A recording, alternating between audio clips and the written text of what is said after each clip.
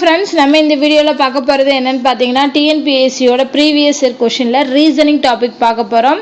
So அதுல வந்து நம்ம part 5 வந்து பார்க்கறோம். ஏற்கனவே part 4 வரைக்கும் நம்ம கொடுத்தாச்சு. அதே மாதிரி side by side aptitude பார்த்துட்டு வரோம். அதுல HCF and LCM பார்த்துட்டு வரோம். சோ அதுவுமே வந்து playlistல இருக்கு, செக் பண்ணி பாருங்க.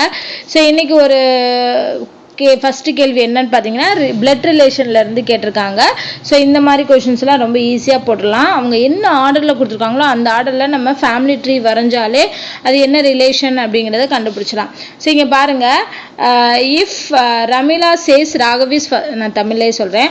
ரமிளா கூறுகையில், ரமிளா தான் இப்போ பேசுகிறாங்க, எனது மாமனாரான ராமநாதனின் ஒரே மகனான ராமன். அப்போனா என்ன அர்த்தம்? ராமன் வந்து ரமிளாவோட ஹஸ்பண்டு. அப்போ ரமிளா அண்ட் ராமன், ஸோ இவங்க ரெண்டு பேரும் ஹஸ்பண்ட் அண்ட் ஒய்ஃப். இந்த ராமன் வந்து ஒரே ஒரு பையன், ஸோ அப்போ அவங்க அப்பா. ஸோ ராமன் அதாவது ரமிளாவோட மாமனார்னு எழுதிக்கலாம். ஸோ மாமனார், இவருக்கு வந்து ரமிளாவுக்கு மாமனார், இவருக்கு ஃபாதர். ஓகேவா? ஏன்னா நமக்கு இங்கே மாமனாருங்கிற வேர்டு கொடுத்துருக்காங்க, அதுவும் இல்லாமல் இங்கே பேரே கொடுத்துருக்காங்களே, ஸோ பேரை ஃபில் பண்ணிடலாம். ராமநாதனா? ஓகேவா? ஸோ ராமநாதன். ஓகே, ராமநாதன். அது மட்டும் இல்லாமல் என்ன சொல்லிட்டாங்கன்னா ஒரே மகன். அப்போ கண்டிப்பாக வந்து அது வந்து ரமிளாவோட ஹஸ்பண்டாக தான் இருக்கணும். அதை வந்து நம்ம உறுதிப்படுத்தியாச்சு. ஸோ ஒரே மகனான ராமன் ராகவியின் தந்தை. ராகவியின் தந்தைன்னா என்ன அர்த்தம்? இவங்களோட பொண்ணு தான் ராகவி. ஓகேவா? ஸோ ராகவியின் தந்தை.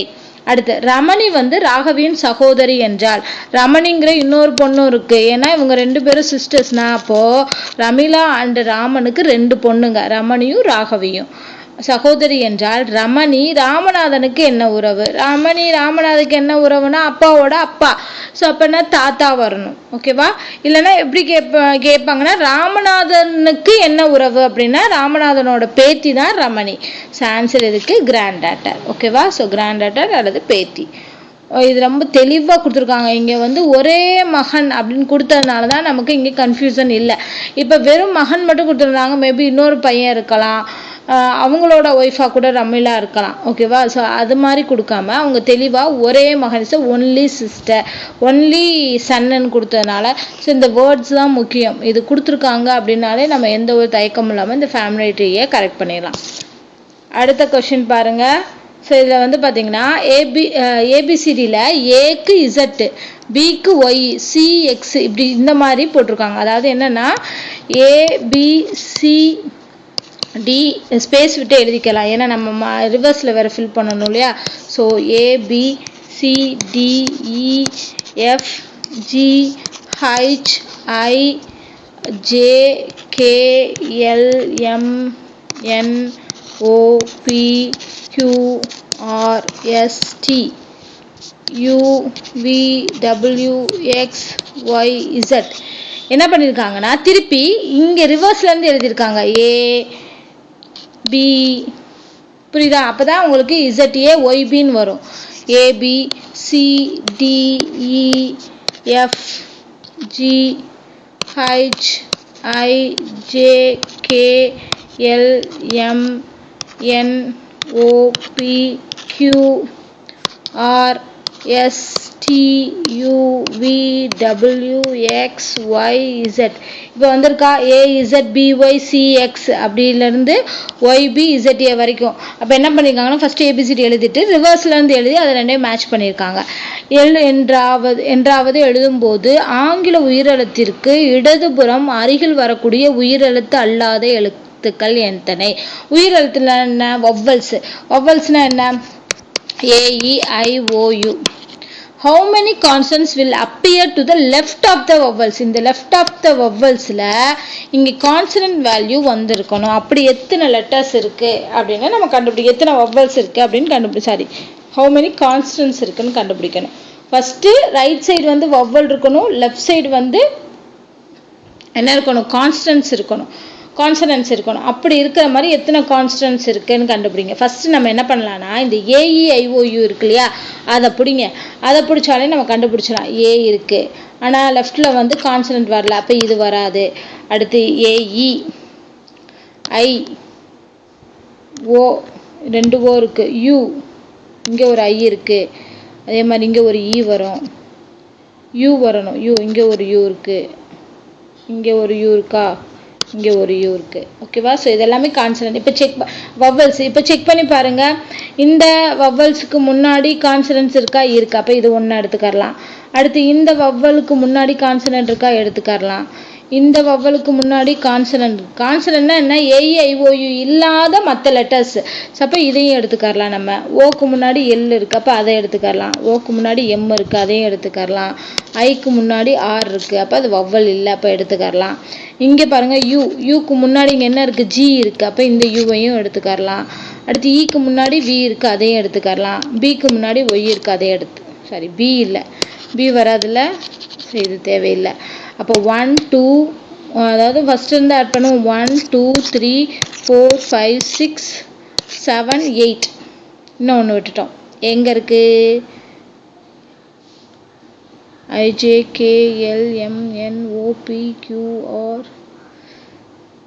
இங்கே ஒரு ஏ இருக்கு இல்லையா? ஸோ இந்த ஏவை விட்டுட்டோம் இல்லையா? அப்போ ZA வரப்போ இது. அப்போ டோட்டலாக என்னது? 9.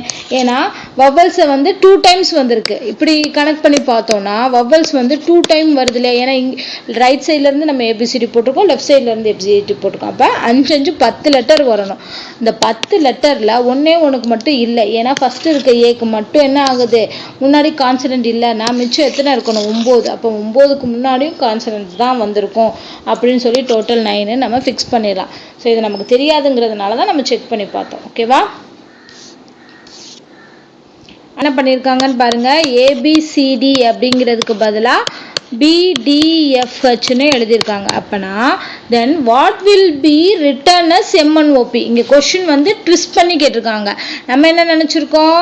அதாவது ABCDயை BDFHன்னு எழுதுகிற மாதிரி MNOPயை என்னவா எழுதியிருப்பாங்க அப்படின்னு. ஆனால் என்ன சொல்கிறாங்கன்னா எந்த லெட்டர் வந்து அதாவது எந்த 4 லெட்டரை வந்து நம்ம கோடிங் பண்ணனா MNOP வரும். அதாவது இந்த இடத்துல MNOP இருக்குது.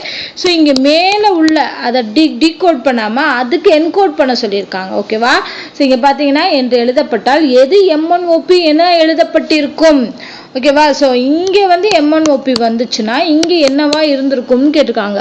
ஸோ நம்ம இதுக்குரிய லாஜிக் என்னங்கிறத பார்த்துட்டு அதை ரிவர்ஸில் நம்ம இங்கே யூஸ் பண்ணணும். ஸோ இது வந்து டிஃப்ரெண்ட்டான கொஷின். ஏன்னா இது வரைக்கும் இந்த மாதிரி கேட்டதுக்குல டேரெக்டாக என்ன பண்ணுவாங்க? இதை இதுக்கு அசைன் பண்ணாங்கன்னா இது என்னவா எழுதப்பட்டிருக்கும்னு கேட்டிருப்பாங்க. But what will be written as MNOP? ஓகேவா? MNOPயா ரிட்டர்ன் பண்ணுறதுக்கு என்ன யூஸ் பண்ணியிருக்காங்க, என்ன எழுத்துக்கள் இருந்திருக்கும் அப்படின்னு கேட்டிருக்காங்க. ஃபஸ்ட்டு லாஜிக் பாருங்கள். இது நெக்ஸ்ட் லெட்டரே வந்திருக்கு. இது நடுவில் ஒரு லெட்டர் சியை விட்டுட்டாங்க. இங்கே 2 லெட்டர் விட்டுட்டாங்க. CD விட்டுட்டாங்க, DE விட்டுட்டாங்க. இங்கே வந்து EFG 3 லெட்டர் விட்டுருக்காங்க. ஸோ அப்போ இது வந்து நார்மல் லாஜிக். ஆனால் நம்ம என்ன பண்ணணும்? ரிவர்ஸ்லேருந்து லாஜிக் பார்க்கணும். அப்போ என்ன பண்ணுவோம்? ரிவர்ஸ்லேருந்து ஒரு மொதல் லெட்டரு, அடுத்து ரிவர்ஸ்லேருந்து ஒரு லெட்டர் விட்டாங்க, ரிவர்ஸ்லேருந்து 2 லெட்டர் விட்டுருக்காங்க, ரிவர்ஸ்லேருந்து 3 லெட்டர். ஸோ சேம் தான் நம்ம இங்கே பார்க்க போகிறோம். ஸோ இதுக்கு அடுத்த லெட்டர் என்ன? இதுக்கு முன்னாடி லெட்டர் என்ன? L, KL. ஓகேவா? KLM. அதுக்கப்புறம் இங்கே எண்ணுக்கு முன்னாடி ஒரு லெட்டர் விட்டுருணும். அப்போ KLMNOPQR இதை எழுதிக்கோங்க. இப்போ எண்ணுக்கு முன்னாடி ஒரு லெட்டர் விட்டுட்டு பார்த்தோம்னா என்ன இருக்குது? எல் இருக்குது. அடுத்து ஓக்கு 2 லெட்டர் விட்டுட்டு பார்த்தோம்னா அதுக்கும் எல் தான் இருக்குது. அடுத்து பிக்கு பார்த்தீங்கன்னா முன்னாடி 3 லெட்டர் விட்டு பார்த்தாலும் எல் தான் இருக்குது. ஸோ இப்போ ஆன்சர் இதுக்கு LLLL.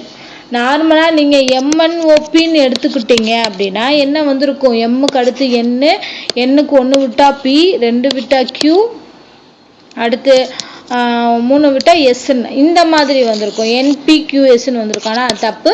அவங்க அதுக்கு முன்னாடி என்ன லெட்டர் வந்திருக்கு அப்படின்னு தான் கேட்டிருக்காங்க. ஸோ கொஸ்டினை நல்லா பார்த்துட்டு ஆன்சர் பண்ணுங்கள். அடுத்து பாருங்கள். அல்ஃபபெட்ஸில் ஏக்கு வந்து 26, பிக்கு வந்து 25ன்னு சொல்லி அசைன் பண்ணியிருக்காங்க. அதாவது என்னென்னா ரிவர்ஸ்லேருந்து நம்பர்ஸ் கொடுத்துருக்காங்க. நாம் எழுதும்போது 2 என்ற இலக்கத்தின் அருகே வரும் ஆங்கில எழுத்துக்கள் எத்தனை? ஸோ 2 எங்கெங்கெல்லாம் வரும்? 2 வரும், 12ல் வரும், அப்புறம் 12ல் வரும், அதுக்கப்புறம் என்னது 20ல் வரும், 21, 22, 23, 24, 25. ஓகேவா? ஸோ இப்போ 2னா என்னது எக்ஸில் வரும். ஓகேவா? அப்படி முன்னாடி லெட்டர்ஸ் வரும். இங்கே முன்னாடி பின்னாடி லெட்டர்ஸ் வரும். அதே மாதிரி இங்கேயும் முன்னாடி பின்னாடி லெட்டர், இங்கேயும் முன்னாடி பின்னாடி லெட்டர், முன்னாடி பின்னாடி லெட்டர், முன்னாடி பின்னாடி லெட்டர், முன்னாடி பின்னாடி லெட்டர், முன்னாடி பின்னாடி லெட்டர். ஓகேவா? ஏன்னா ஒரு லெட்டர் ஒரு நம்பர், ஒரு லெட்டர் ஒரு நம்பருங்கிறப்ப இப்படி தான் வரும். இப்போ இங்கே எத்தனை 2 இருக்குது? என்ன சொல்லியிருக்காங்க? How many English alphabets will be appear to the digit will be near to the digit 2. digit 2க்கு பக்கத்தில் எத்தனை லெட்டர் அல்ஃபபெட் லெட்டர் வரும்னு சொல்கிறாங்க. இதில் 1 வரும், 2, 3, 4, இங்கே வரப்போ 5, 6, ஏன்னா 2 2 இருக்கு இல்லையா, அதனால் 6, 7, 8, 9, 26, 1, 10. ஓகேவா? ஸோ ஆன்சர் இதுக்கு 10 வந்துருச்சா? ஸோ அப்போ கொஷினை நல்லா பாருங்க. இந்த 22 நம்ம 2 டைம்ஸ் கன்சிடர் பண்ணணும். ஏன்னா 2 டிஜிட் மட்டும்தான் கேட்டிருக்காங்க. அதனால 2 டிஜிட் எங்கெங்கெல்லாம் வருதுன்னு பார்க்குறோம். ஸோ 1லேருந்து 26 வரைக்கும் 2 டிஜிட்ஸ் வந்து எத்தனை வருது? 10 வருது. அப்போ 10 டிஜிட்ஸ்க்கு பக்கத்துலேயும் கண்டிப்பாக அல்ஃபபெட்ஸ் வரும். உங்களுக்கு டவுட்டாக இருந்துச்சுன்னா நீங்கள் என்ன பண்ணுங்கன்னா ஏபிசிடி அப்படிங்கிறத ஃபுல்லாக எழுதி அதுக்கு நம்பர்ஸ் கொடுத்து பார்த்து அதில் 2க்கு பக்கத்தில் என்னென்ன அல்ஃபபெட்ஸ் வருது அப்படிங்கிறத கவுண்ட் பண்ணி பார்த்துருங்க. ஓகேவா? அடுத்த கொஸ்டின் பாருங்க. ஏபிசிடிக்கு பதிலாக P1, Q2, R3, S4, T5 அப்படின்னு சொல்லி எழுதியிருக்காங்க.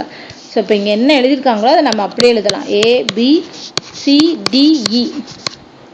P1 அதாவது ஒரு அல்ஃபபெட்டும் ஒரு நம்பர் எழுதியிருக்காங்க. அடுத்து Q2, R3, S4, T5. அப்போ இங்கே பார்த்தீங்கன்னா Q2BF V7A இருக்கா? இப்போ PQRST Qக்கு பார்க்குறோம். Qக்கு என்ன வந்திருக்கு? Qக்கு வந்து B வந்திருக்கு. ஓகேவா? ஸோ Q2க்கு என்ன வந்திருக்கு? B வந்திருக்கு. இப்போ Q2க்கு நான் என்ன பண்ணிடுறேன்? Bன்னு போட்டுறேன். அடுத்து Bக்கு என்ன வந்திருக்கு? Bக்கு Q2 வந்திருக்கு. அப்போ Bக்கு பதிலாக Q2 போட்டாச்சு. அடுத்து F. Fனா என்ன? இங்கே அடுத்தது PSTU U6. ஓகேவா? U6. அப்போ Fக்கு பதிலாக என்ன போடணும்? U6 போடணும். V பாருங்க, STUV. அடுத்தது V7 வரும். எதுக்கு வரும்? Gக்கு வரும். ஸோ Gக்கு வந்து V7 வரும். V7 இங்கே இருக்கா? அதுக்கு பதிலாக நான் G எழுதிடலாம். அடுத்து A இருக்குது. Aக்கு பதிலாக P1 எழுதிடலாம். அவ்வளோதான். ஸோ இவங்க கொடுத்ததை வச்சு நம்ம ஃபைண்ட் அவுட் பண்ணியாச்சு. ஆன்சர் வந்து BQ2U6GP1 வரும். So answer D. Okay, so இதெல்லாம் கொஞ்சம் வித்தியாசமான கோடிங் அண்ட் என்கோடிங்காக கொடுத்துருக்காங்க. ஸோ அடுத்த கொஷின் பார்த்தீங்கன்னா கொஞ்சம் டிஃப்ரெண்ட்டான கொஷின், ஆனால் ரொம்ப ஈஸியான கொஷின் தான். CAT கேட் அப்படிங்கிறது ஏபிசின்னு போட்டிருக்காங்க. DOG டாகை வந்து DEFன்னு போட்டாங்கன்னா tan டிவைடட் பை காட்டுக்கு என்ன வரும்னு சொல்லியிருக்காங்க. ஃபஸ்ட்டு இங்கே என்ன கொடுத்துருக்காங்களோ அதுக்கு என்ன அசைன் பண்ணியிருக்காங்கன்னு எழுதுங்க. Cக்கு A, Aக்கு B, Tக்கு C. அடுத்தது பாருங்கள் டாக் DOG, அதுக்கு வந்து DEF. இதில் என்ன பண்ணியிருக்காங்க? இதுக்கு என்ன கொடுத்துருக்காங்களோ அது எல்லாத்தையும் எழுதியாச்சு. இப்போ இங்கே பாருங்கள் tan டிவைடட் பை காட்டுன்னு இருக்கு. இப்போ டீக்கு என்ன கொடுத்துருக்காங்க? டீக்கு C. அப்போ நான் அப்படியே அசைன் பண்ணிடுறேன். ஏன் இப்படி அசைன் நான் பண்ணுறேன்னா ஏக்கு B, Cக்கு A, டிக்கு D, ஓக்கு E எதுவுமே சம்மந்தமே இல்லாமல் அசைன் பண்ணியிருக்காங்க இல்லையா? அப்போ இதை வச்சு தான் நம்ம கண்டுபிடிக்கணும். ஆல்ஃபபெட்ஸை வச்சு நம்மளால் கண்டுபிடிக்க முடியாது. அதனால தான் நான் இப்படியே அசைன் பண்ணியிருக்கதை எழுதுகிறேன். அடுத்து ஏக்கு பதிலாக B, என்னுக்கு தெரியல, என்ன இதில் இல்லை, ஸோ இதை விட்டுருங்க. அடுத்து Cக்கு பாருங்கள் A, ஓக்கு வந்து E, Tக்கு வந்து C. அப்போது கீழே வந்து AECன்னு இருக்கணும். AEC இருக்கக்கூடிய ஆப்ஷன் எது? A and B தான். அதில் இங்கே என்ன வருமா A வருமா அதை மட்டும்தான் பார்க்கணும். என்ன ஏவா? ஸோ என்ன இங்கே கொடுக்கவே இல்லை. ஏ ஆல்ரெடி கொடுத்துருக்காங்க. ஏவா இருக்கணும்னா இந்த இடத்துல என்ன இருக்கணும்? C இருக்கணும். C இருந்தால் தான் இங்கே ஏ வரும். அப்போ கண்டிப்பாக இங்கே C இல்லை, என்ன தான் இருக்குது. அப்போ அந்த எண்ணெயே போட்டுடலாம். அப்போ ஆன்சர் D. ஸோ இந்த மாதிரி தான் நம்ம ப்ராபபிலிட்டி பார்த்து இதுக்கு என்ன ஆன்சர் வருங்கிறத கண்டுபிடிக்க முடியும். நெக்ஸ்ட் கொஷின் பாருங்கள். What will be come in the place of question mark the following. So இங்கே ஒரு சீரீஸ் கொடுத்துருக்காங்க. அதுலேருந்து ஒரு அதாவது அல்ஃபபெட்ஸ் அண்ட் நம்பர்ஸ் மிக்ஸ் பண்ணி வர மாதிரி ஒரு சீரீஸ் கொடுத்துட்டு அடுத்த நம்பர் என்னன்னு கேட்டிருக்காங்க. இப்போ ஃபஸ்ட்டு GDR இது எங்கே இருக்குன்னு பாருங்கள். G இங்கே இருக்குது, D இங்கே இருக்குது, ஆர் வந்து கடைசியில் இருக்கு. அப்போ என்ன அர்த்தம், ஒன்று விட்ட லெட்டர் எழுதிட்டு இங்கே கடைசி இருக்க ஆரை எடுத்திருக்காங்க. ஸோ அடுத்த லெட்டர் பாருங்க, பி அண்ட் எம். பி இங்கே இருக்கு, இங்கே இருக்கு. ஓகேவா? So B and M. அப்போ அதுக்கு ரெண்டுக்கும் இந்த பி ஜிடிக்கு நடுவில் உள்ள பியையும் அடுத்து உள்ள எம்மையும் எடுத்திருக்காங்க, அண்ட் கடைசியில் உள்ள பி எடுத்திருக்காங்க. ஸோ அப்போ இங்கே பார்க்குறோம், டி பிக்கும் எம்முக்கும் இடையில உள்ளது டி, அடுத்து 4. அப்போ D4 கடைசியில் உள்ள 5. அப்போ இங்கே என்ன வரும், கடைசியில் Q கன்ஃபார்மாக வரும். முதல்ல உள்ள 2 லெட்டர் என்ன வரும், DN4க்கு நடுவில் உள்ள எம்மும் 4க்கு அப்புறம் வர்ற எண்ணும் வரணும். அப்போ MNQ கடைசியில் வந்து இதுக்கு முன்னாடி உள்ள Q வரும். ஸோ இப்போ ஆன்சர் வந்து MNQ வரணும். ஓகேவா? ஸோ அந்த லாஜிக் என்னன்னு கண்டுபிடிச்சோம்னாலே ஃபைண்ட் அவுட் பண்ணிடலாம். அடுத்த கொஸ்டின் பாருங்க, ஹோம் அப்படிங்கிறத வந்து என்னவா எழுதியிருக்காங்க, ஹோமுங்கிறத வந்து IQPIன்னு எழுதியிருக்காங்க. IQPI அப்படின்னா ஆசிட் அப்படிங்கிறது என்னவா எழுதப்பட்டிருக்கும். ஃபர்ஸ்ட் இதுக்கு எப்படி வந்திருக்குன்னு பாருங்க, ABCDEFGHIJKLMNOPQR அது வரைக்கும் போட்டுக்கலாம். இங்கே பாருங்க, ஃபர்ஸ்ட் ஹச்சுக்கும் ஐக்கும் என்ன, நெக்ஸ்ட் லெட்டரே. அடுத்து ஓக்கும் கியூக்கும் பாருங்க, ஒன்று விட்ட லெட்டர் இருக்கு, நடுவில் ஒன்று விட்டுட்டாங்க. அடுத்து எம்முக்கும் பிக்கும் பார்த்தீங்கன்னா ரெண்டு லெட்டர்ஸ் விட்டாங்க. அதே மாதிரி ஈக்கும் ஐக்கும் பார்த்தீங்கன்னா இ இங்கே இருக்கு, ஐ வந்து மூணாவது லெட்டர் விட்டு இருக்கு. ஸோ அப்போ இதுதான் லாஜிக். ACIDக்கு என்ன, ஃபர்ஸ்ட் வந்து நெக்ஸ்ட் லெட்டரே எழுதணும் பி, அடுத்து ஒன்று விட்ட லெட்டர் எழுதணும். சினா ஒன்று விட்ட லெட்டர் என்னது இ. ஓகே, அடுத்து ஐக்கு 2 விட்ட லெட்டர் எழுதணும். ஐ இருந்துச்சுன்னா 2 லெட்டர் விட்டுட்டு எல். டிக்கு 3 லெட்டர் விட்டு எழுதணும். டிக்கு 3 லெட்டர் விட்டு எழுதணும்னா ஹச். அப்போ BELH அதான் ஆன்சர் வரும். பெல் ஹச் அப்படின்னு சொல்லி ஆன்சர் வரும்.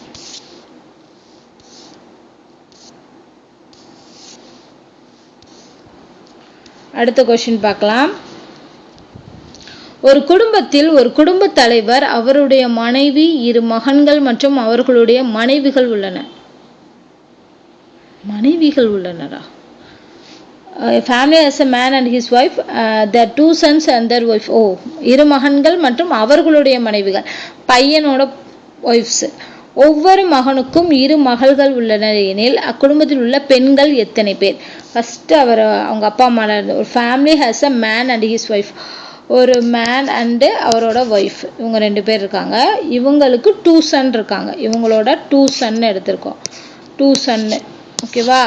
அவங்களோட ஒய்ஃபு, ஸோ சன்னோட ஒய்ஃபு, சன்னோட wife. Family have every son also has two daughters. இவங்க 2 பேர்த்துக்கும் டாட்டர்ஸ் 2 பேர் இருக்காங்க.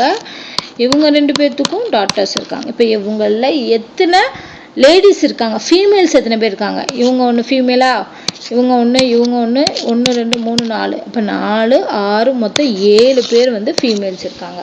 ஸோ இதெல்லாம் ரொம்ப சிம்பிள் தான். ஸோ அப்போ அவங்க கொடுத்த ஆர்டரை வச்சு நம்ம ஃபேமிலி ட்ரீ வரைஞ்சோம்னா ஃபைண்ட் அவுட் பண்ணிடலாம். ஓகேவா? இந்த மாதிரி டிஃப்ரெண்ட்டான ரீசனிங் கொஷின்ஸ் வந்து டிஎன்பிஎஸ்சியில் கேட்டிருக்காங்க. அது எல்லாமே நம்ம சேனலில் பார்க்கலாம்.